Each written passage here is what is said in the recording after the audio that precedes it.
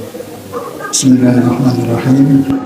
Assalamualaikum warahmatullahi wabarakatuh.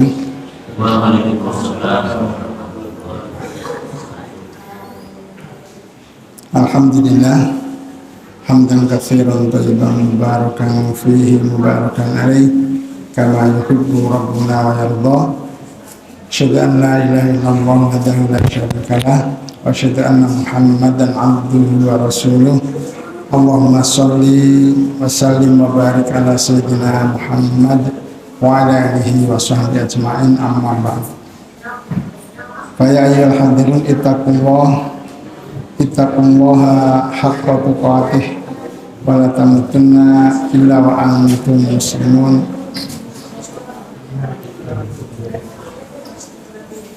Qala Allah ta'ala fi kitabil karim, a'udzu billahi minasyaitonir rajim.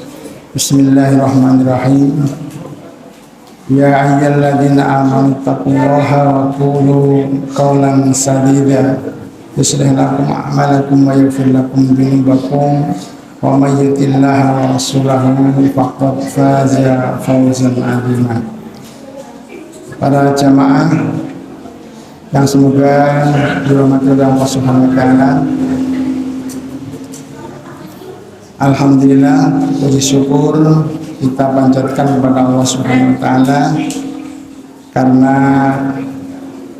di tengah suasana yang gerimis terus di Jawa terus niki kita saat paringi gampil saged nindakaken kewajiban sholat maghrib kanthi berjamaah wonten masjid. Insya Allah ganjarannya tambah kuatah. Jawa asrep-asrep kok ya. Asrep. Kula niku badhe mriki mawon rasane niku kados napa niku. Keng angin niku anese ngantos tes ngoten rasane. Ngantos tes. Kayak badhe adus niku males. Niki badhe adus males niku. Jadi semakin dingin itu semakin berat. Makanya para sahabat itu ketika terjadi perang apa nih, perang Azab gitu, itu tidak ada yang mau berangkat kecuali setelah ditunjuk karena suasananya dingin. Dingin sangat mencekam. Nah, terus asrep terus badhe teng masjid males nih manusiawi. Ramiro asrep Jawa niku terus saged tindak masjid menika merupakan nikmat ingkang dipun paringaken Allah dening Allah dumateng kita. Terus menika kedah kita syukuri saestu. Ngeten niki, tapi pengeten Agustusan tasik nekat. Nggih, Pak. Mungkin dalu teng nggen kula RT kula niku elektronan. Pokoknya tamtu betul Jawa tetap elektronan pun kadung diundang rencananya badhe teng lapangan bareng Jawa akhirnya dipindah teng dalam kayak terus disukani teror, tapi tidak boleh gagal. Harus tetap berlangsung. Masya Allah. Terus ini tekadnya kita beribadah itu harus lebih hebat dari itu.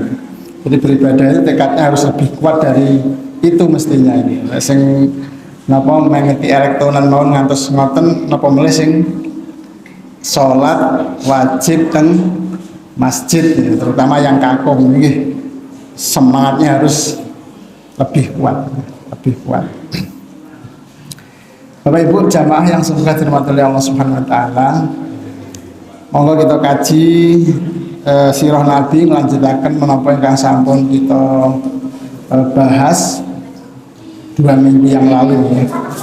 Insya Allah kalau kan sampun dugi peristiwa tertangkapnya menantu Rasulullah Sallallahu Alaihi Wasallam, Abul As. Ini tertangkap yang keberapa nih? Terus menantu Rasulullah yang bernama Abul As ini memang tertangkap ya berkali-kali gitu, berkali. Teng perang Badar sampun ditawan, terus dipun tebus. Dibar niku sik nekat tumut perang Uhud. Gitu, perang Uhud tumut. Bahkan waktu itu Zainab masih bersama Abul As. Niku nggih nekat berangkat. Jenengan bayangane kali pamit teng Zainab niku pripun? Bu, aku arep perang. Karo sapa? Ya karo bapak. Perang musuh bapak. Bayangane niku lho. Nggih masalah ini itu Zainab luar biasa itu ujiannya. Ujian beratnya luar biasa untuk Zainab. Lek Abul As kan memang belum beriman, tapi Zainab kan sudah beriman. Beliau adalah putrinya Rasulullah. Niku bidal perang Uhud dia pamit mesti gitu. Bidal perang Badar dia pamit. Bukti apa? Bareng ketangkep sing dindel nebus kalungipun Zainab. Kalungnya Zainab. Sehingga Rasulullah sampai meneteskan air mata melihat kalung itu, karena ini kalung kenangan dari Ibunda Khadijah. Terus ini pelajaran berharga bahwa ternyata Nabi itu memang lengkap, ujiannya itu lengkap. Lek awake dhewe diuji kali mantu sing mencicil, mantune Nabi langkung mencicil nggih. Maksudnya mencicil nggih, mboten namung apa, mboten namung menentang tapi merangi. Teng perang Uhud niku sampai lek wangsul Pak nggih. Jenengan bayangane lek wangsul saking perang Uhud terus ditangleti sinten garwane Zainab. Piye Mas nek perang? Hah, bapakmu kalau loro kabeh apa. Jenengan bayangane niku. Kan Rasulullah terluka pada perang itu. Perang Uhud terluka, kemudian giginya Rasulullah sampai tanggal. Perang itu Abul As juga ikut.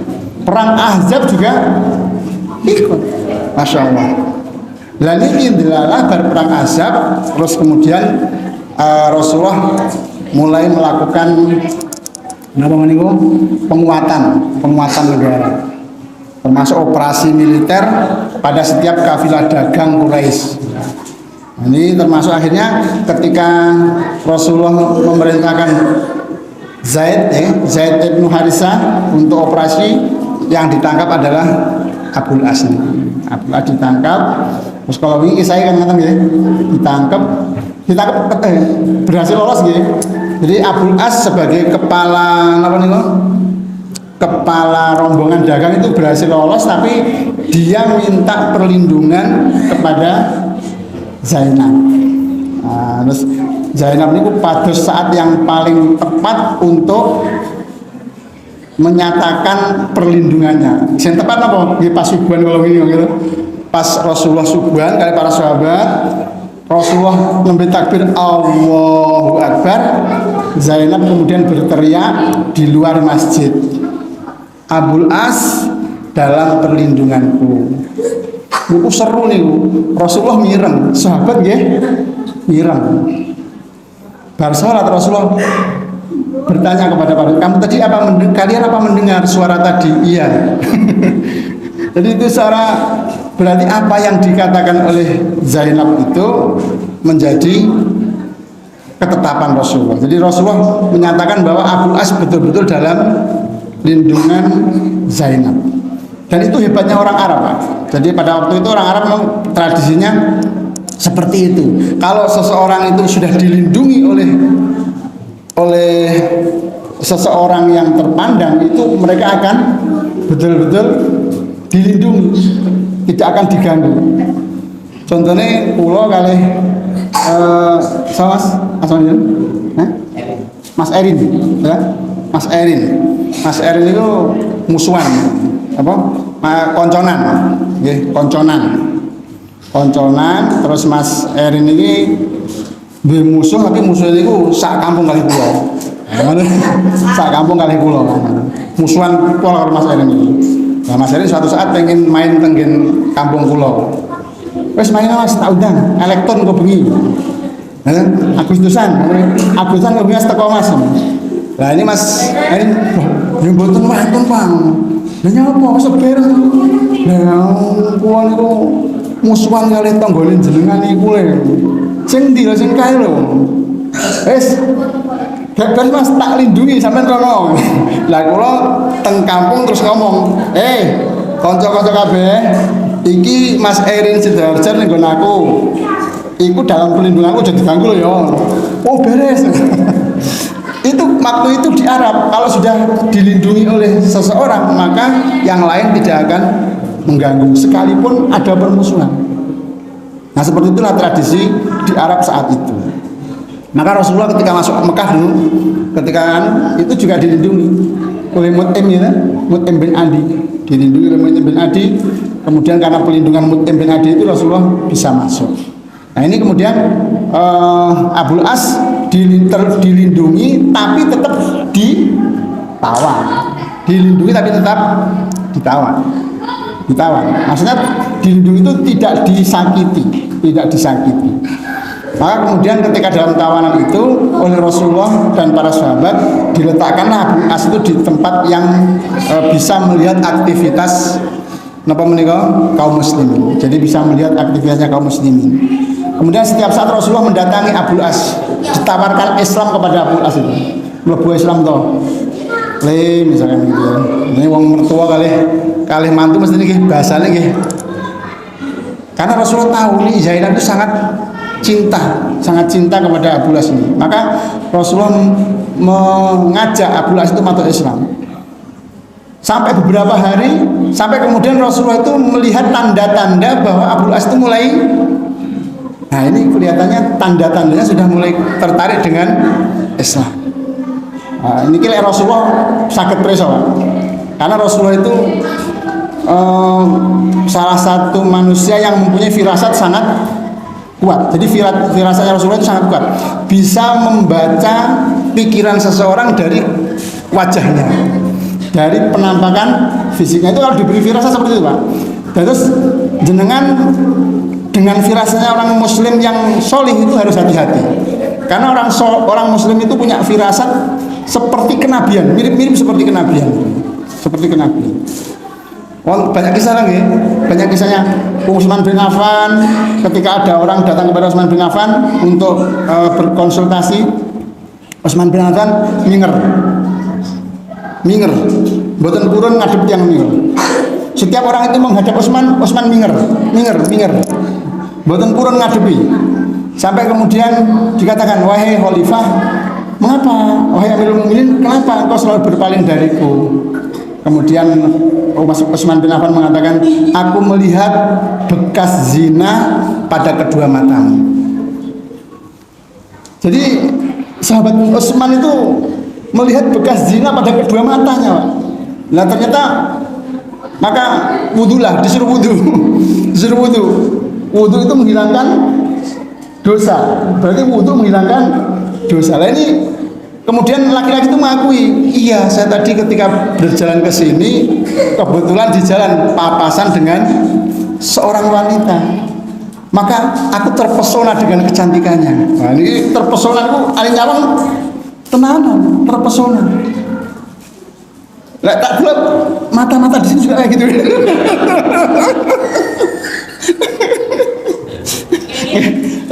Itu namanya farosa, firasat. Jadi firasatnya orang mukmin itu memang bisa Pak, bisa. Orang-orang yang sholih itu punya firasat seperti itu.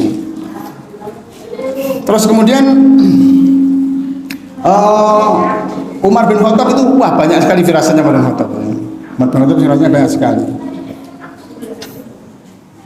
Ketika contohnya Umar bin Khattab itu ketika ada orang yang junub itu, Umar tahu, kamu jangan sholat, kamu jangan baca Quran, kamu jangan begini. Kenapa? Kamu belum belum mandi. Kok tahu? Belum mandi. Wah iya, ya Khalifah, saya lupa. Terus junub itu lali, Pak. Junub itu lali. Orangnya sudah lupa, yang lain tidak tahu, tapi Khalifah Umar tahu. Karena firasat. Maka orang mukmin itu memang firasatnya sekuat itu, Pak. Sekuat itu. Contoh lain terkenal wonten nggih Imam Syafi'i. Imam Syafi'i ketika putra Khalifah Al-Mu'tasim itu sakit, dibawa ke dokter mana-mana tidak sembuh-sembuh, dibawa ke tabib yang terkenal juga tidak sembuh-sembuh. Akhirnya ada yang punya ide, coba undang Imam Asy-Syafi'i, suruh melihat kenapa anaknya.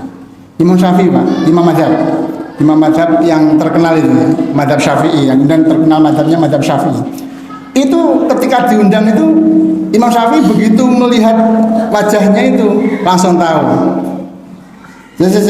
Sekarang coba data nama seluruh jalan yang ada di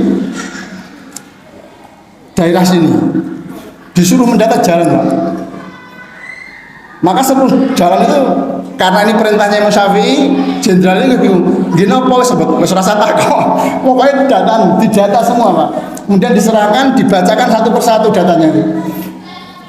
Jalan ini.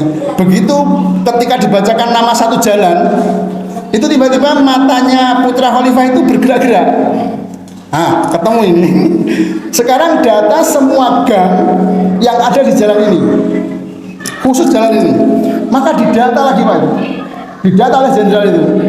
Kemudian setelah didatakan lagi, dibaca lagi oleh Imam Syafi'i di hadapan orang ini, anaknya Khalifah ini, dibacakan nama semua gang. Ketika sampai gang Mawar, matanya terbelalak. Ketemu lagi, ini semakin dekat ini penyakitnya. Sekarang data semua nama kakak di sini ya, nama kakak di sini, didata semua Pak. Begitu dibacakan nama kakaknya itu, ketika sampai nama kakaknya si Fulan, ini terbelalak semakin besar itu. Terus kemudian setelah itu, sekarang sudah fokus ke rumah ini, data nama-nama anggota keluarga yang di kakak ini. Ketika terus didata, kemudian dibacakan nama ini, ketika sampai namanya seorang wanita yang masih gadis, itu kemudian tiba-tiba dia bangun. Imam Syafi'i mengatakan, Khalifah, ketemu penyakitnya putra ini jenengan. Apa? Penyakit cinta. Bayangkan Pak, dibawa dokter mana-mana nggak sembuh. Tapi Imam Syafi'i yang seorang imam, bukan dokter, bukan tabib, tapi firasatnya kuat, itu bisa menemukan penyakit itu. Nah, ini firasatnya inilah firasat seorang mukmin. Dan ini adalah firasat yang bisa dimiliki oleh semua orang mukmin, Pak. Tidak hanya Imam Syafi'i, semua orang mukmin bisa memiliki firasat-firasat seperti ini, terutama pada kondisi-kondisi tertentu. Nah, dan kesolehan mempengaruhi. Kita ini awal dewi papan firasat yang betul ini. Walau awal dewi firasat disesat dukun. Disesat dukun saya sendiri. Niki Rasulullah nggih ngoten Pak. Begitu melihat wajahnya Abul As itu, Rasulullah mesti lebih hebat lagi. Rasulullah firasatnya lebih hebat lagi. Begitu Rasulullah melihat perubahan pada wajahnya Abul As itu, Rasulullah melihat ketoke manantuku mulai tertarik dengan Islam. Maka Rasulullah meminta kepada para sahabat agar Abul As dilepaskan dan semua barang dagangannya dikembalikan kepada Abul As. Atas perintah Rasulullah makanya dikembalikan semua Pak. Barang-barang dagangnya dikembalikan semua kepada Abul As. Kemudian lo kok dikembalikan, wes awakmu terus oleh dagang aman karena kamu dilindungi oleh Zainab. Terus Rasulullah sudah mengizinkan untuk mengembalikan semua barang dagangannya. Ini semakin terenyuh Abul As dengan perlakuan para sahabat ini. Maka begitu Abul As dikembalikan semua barang dagangannya itu, Abul As justru tidak jadi pergi berdagang ke sana, tetapi beliau pulang kembali ke Mekah dan kemudian mengembalikan semua barang dagangan kepada pemiliknya. Dikembalikan semuanya Pak. Maaf, saya tidak jadi berdagang ke Sam. Kenapa? Karena saya ditangkap oleh pasukan Islam. Saya ditangkap oleh pasukan Islam. Itu. Maka dan kemudian saya dibebaskan lagi, semua barang dagangan dikembalikan. Maka dengan ini saya kembalikan semuanya kepada kalian. Dikembalikan semuanya Pak. Tidak ada yang tersisa. Kemudian Abu As mengatakan, kalau masih ada hal-hal yang belum beres yang berkaitan dengan tugasku, silahkan kalian datang kepadaku. Kemudian mereka menyatakan sudah tidak ada lagi. Benar tidak ada lagi? Benar. Kalau begitu sekarang saksikanlah, sesungguhnya aku sekarang menyatakan diri masuk Islam dan bersyahadat di hadapan kalian. Syahadatnya dengan tiang-tiang kafir malah. Asyhadu an la ilaha illallah wa asyhadu anna Muhammadan abduhu wa rasuluh. Niku wong kafir kabeh bodoh kaget kan. Dan mereka tidak berani berbuat apa-apa terhadap Abul As karena ini tokoh yang sangat disegani.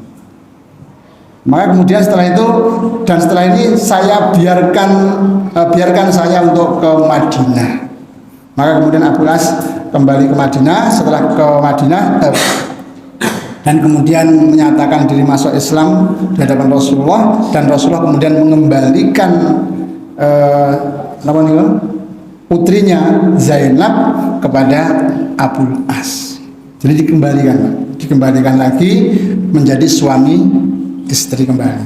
Jadi menjadi suami istri kembali. Tapi kemudian Abul As tidak lama, karena setelah itu tahun 8 Hijriah kemudian Abul As ini meninggal, dan kemudian Zainab juga meninggal. Jadi pasangan ini terpisah lama, berkumpul tidak lama, kemudian mereka meninggal. Jadi ini kisah cinta ini kalau difilmkan ini jadi kisah cinta yang jauh lebih dahsyat daripada kisah cintanya Sampai Intek ya. Atau Romeo Juliet ya. Ini mungkin lebih indah dari itu.